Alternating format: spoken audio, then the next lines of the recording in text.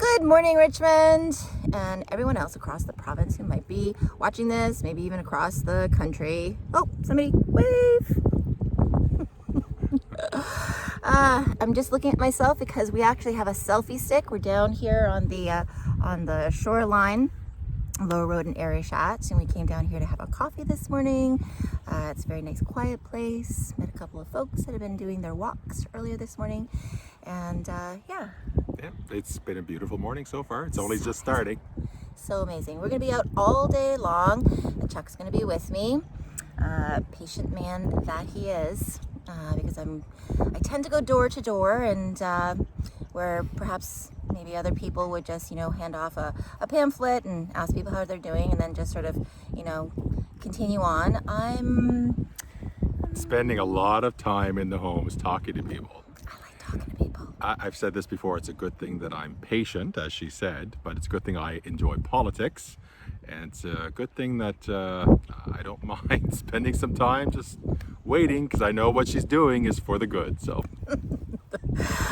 You know what? It's got to be a good conversation when you go and you visit someone. They're coming out of the shower and they make the effort to come to the door, put on their house coat, come to the door, and you've had such a great conversation for about half an hour on the doorstep that they then follow you down the road in their house coat and come and say hello to Chuck. standing in the intersection, having a conversation in their house coat. Way to go. That's 2 thumbs up from me, because that is the epitome of home and rural life, where you know your neighbors so well that you feel comfortable to be able to go out in your PJs, your house coat, and be able to wave to folks as they're going by. And I think it's important, you say that, and I think it's important that the person who's going to be representing you actually knows that, understands the culture of the area. This is how we operate, standing out in the street in your house coat talking to your politician. Well, I've actually gone to maybe a couple of households as well where, well, it just The sights you see.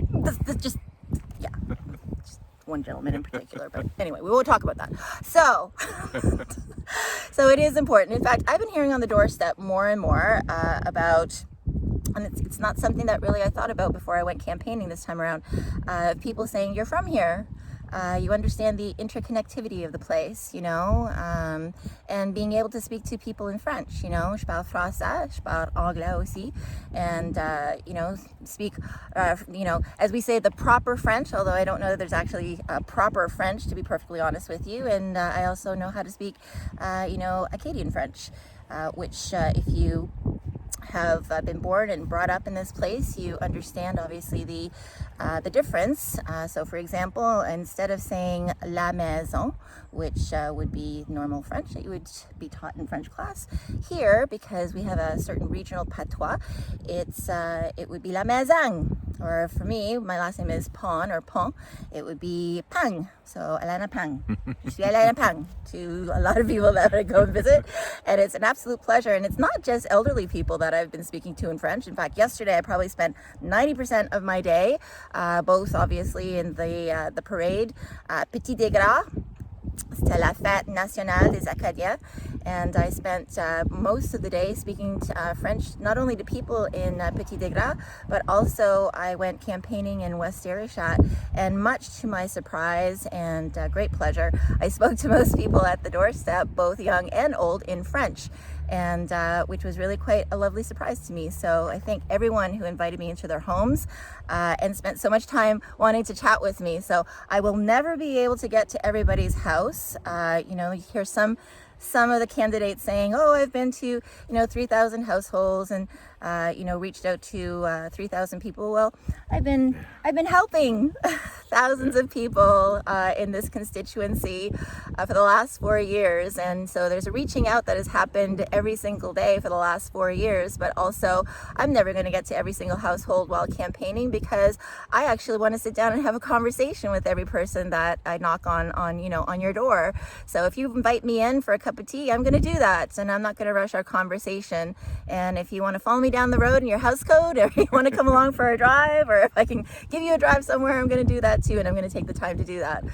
So it's not about how many houses we get to, and I think we have this perception that as a politician, the more events and the more people that you can shake hands with, and the more, the old way of looking at it was how many babies you can kiss, is what makes you a really great politician. And I think what makes you a really great politician is the fact that you want to take the time to listen to people, and that people really, feel comfortable speaking with you. It's the connections, the relationships, it's the, finding that thing in common that you can share and talk about, because they want to know that you understand them. Absolutely.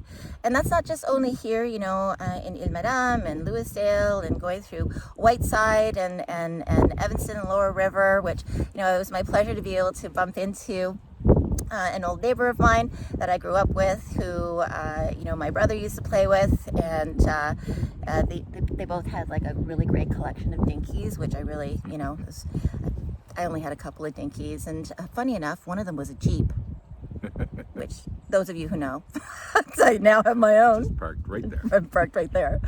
But yeah, it was such a pleasure to see Gordy and to see how well he's doing. He's got a cochlear implant now, and it just was amazing to actually have a chat. And I stayed there for about an hour. So again, never going to get to every single household, but it was an extraordinary experience to talk about, our childhood. And in fact, he really was able to remind me of some of the difficulties that we would have seen in our community during that time.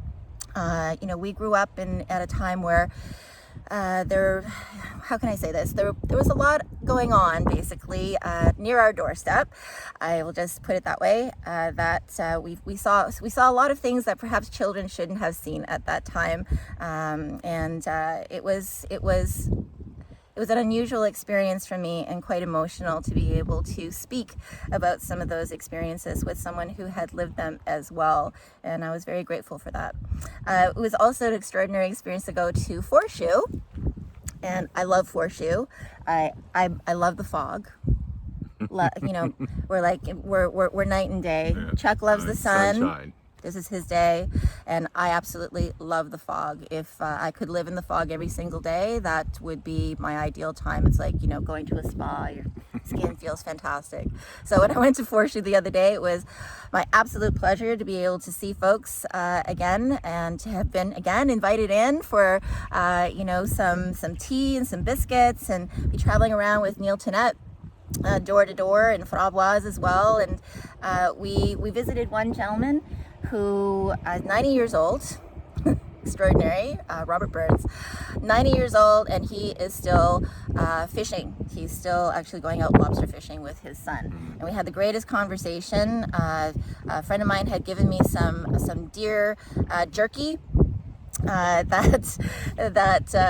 I brought with me for some snacks, and I had forgotten that I had left it in the glove box, and I brought it in to share with them. And so it's the first time that he had deer jerky at 90 years old. But interestingly, and we're talking about connections, that I had asked him if he knew where the family of Gurneys had lived, because I had found out that there had been property owned by the Gurneys. My mother, of course, was a Gurney. Her father was a Gurney. She was born in Canso, and then moved back here to Ile-Madame.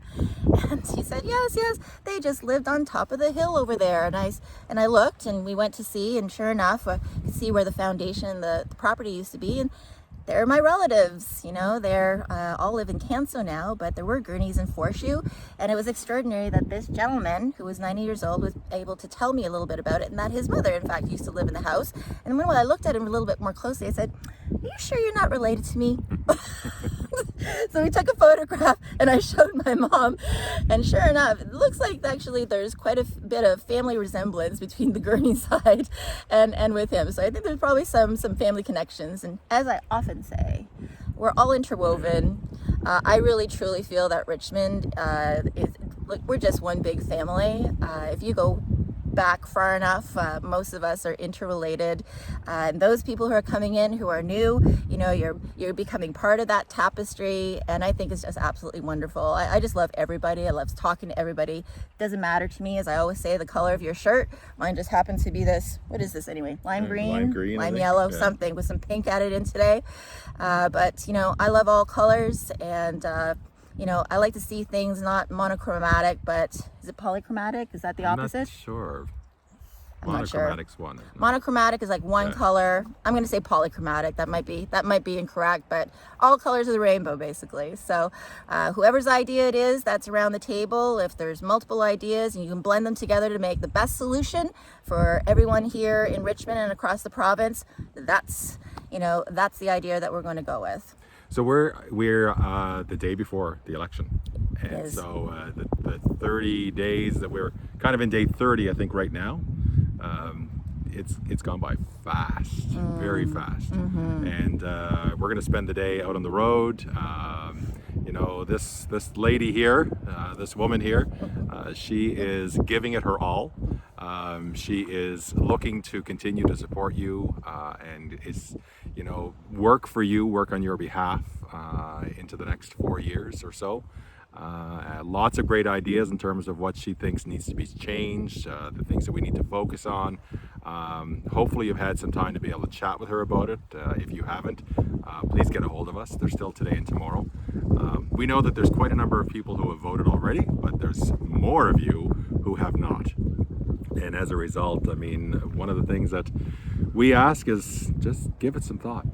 You know, there is another way. The party system is flawed. The party system is, you know, I think everyone is frustrated and expressing those frustrations, but what are you going to do about it? I guess is the question. And she's what you can do about it. So I think for tomorrow, it's going to be a busy couple of days. We're going to be out on the road all day today, but for tomorrow, you know, we're going to be doing some follow-up phone calls and visits, and so just give her some consideration, I guess is what I'm asking for. Well, I've been doing the job the last 4 years, and you know, gotten lots done. Cell phone towers are in, lots of paving done. Lennox Passage Bridge, which was a massive project to negotiate and get it done. And as much as other people may like to take the credit for certain things, such as parachuting in and saying that Port Royal Bridge is now going to be prioritized. Well, it has been being prioritized the last 3 years, but negotiations are a very delicate thing. And, you know, I don't like to usurp anything. So I'm very respectful of the negotiation process. And I'm also very respectful of making certain that I consult with the community, making certain that I know what the community wants, all the community, and going forward with that. So, you know, that's been in the works for 3 years. I've been very busy. And there's also other cell phone towers that are in the works for Dundee, and looking at trying to get cell phone coverage, better cell phone coverage near our hospital. You know, when you're at the Straight Richmond Hospital, there's no cell phone coverage there. And so there's been so many meetings that I've had in bringing partners together to make certain that we're working on these projects, and they're all in the hopper. So what I think some people don't realize is that, you know, when you switch from one member to the other, sometimes it's you know, forgotten that there's you know, there's that time to be able to get used to the job and the position and understanding how everything works.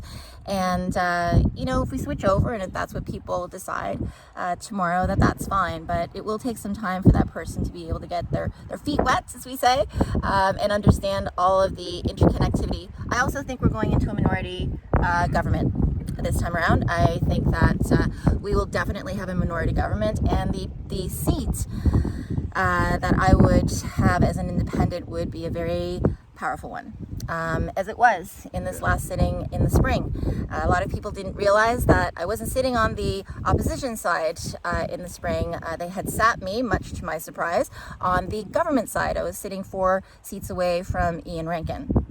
And that was because it was so close, by one vote, basically, somebody hadn't showed up for a vote on a piece of legislation, or something had happened to one of the Liberal members, I would have been the deciding vote. And it's very possible that that will be the case again this time around, because all the polls show that more than likely we're going into a minority government. And again, that would position Richmond in a very favorable place to be able to negotiate in a very different way that other people within the House of Assembly would not be able to do. But I've had my eyes opened as far as political partisanship. I entered in, as most people know, as a PC member, and as much as you know, and I think I'm a good person, and there's lots of good people that are running this time around. You do not know until you are elected and you actually sit there and you are around the caucus table and you're behind closed doors. And I was even a member of, executive council for the Progressive Conservatives. You don't realize how limiting it is that you can actually represent the people who have elected you.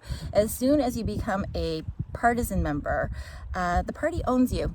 I'm going to be very frank with you. The party owns you. And when they own you, they own every single person's voice in the community that you serve.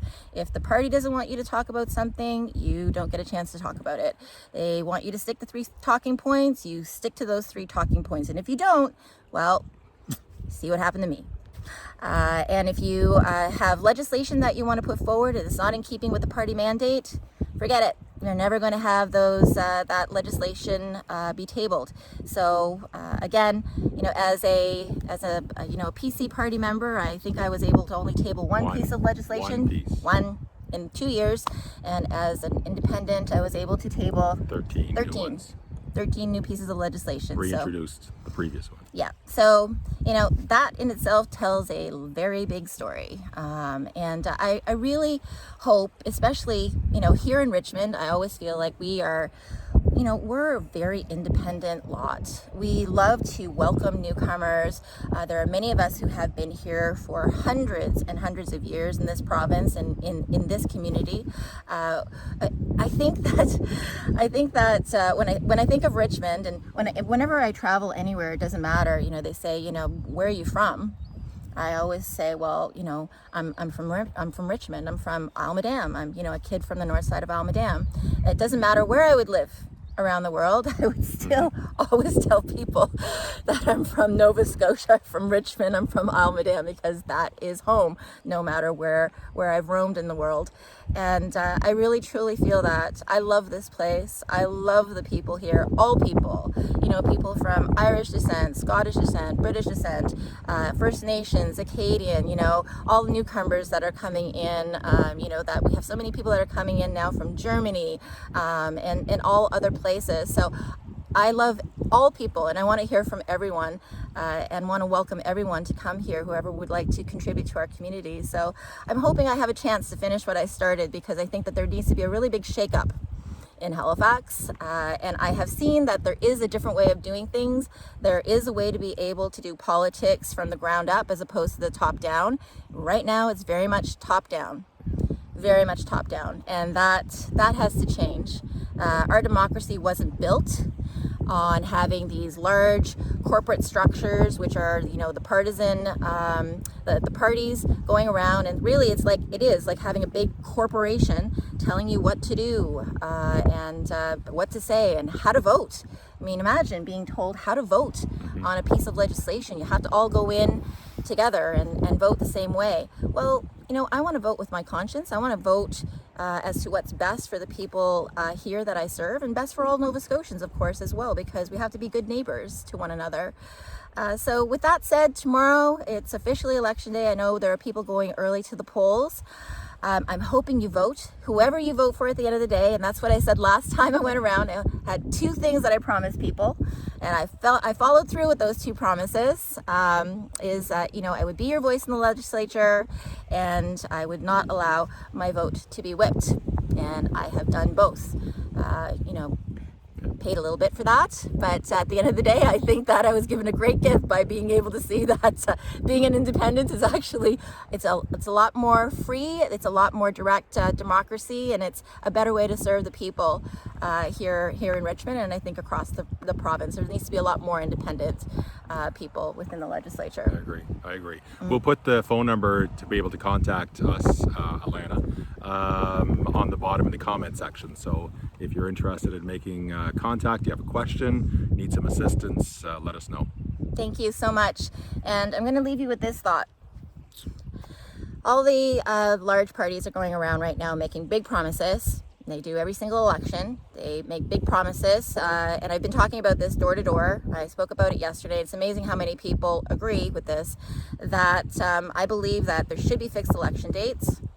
I believe that before elections that there should be a blackout period where political parties, government in particular, are not allowed to go around to utilize our tax dollars, our own money, to I'm gonna put it out there, to basically almost bribe us to vote for them with our own money. They make huge promises utilizing our own money to to try and coerce us into voting for them, and I think that that's absolutely wrong. We should have a blackout period where that's not permitted to happen. The second thing is that they make big promises, and we see it time and time again that they do not follow through on these promises. They make promises and then they change their minds, and there's absolutely no recourse whatsoever until the next election, and that needs to change. If you make a promise prior to, as an election promise, prior to going into basically an election, you make a promise like an old-fashioned gentleman's agreement, you need to be held accountable if you don't follow through on that, or if you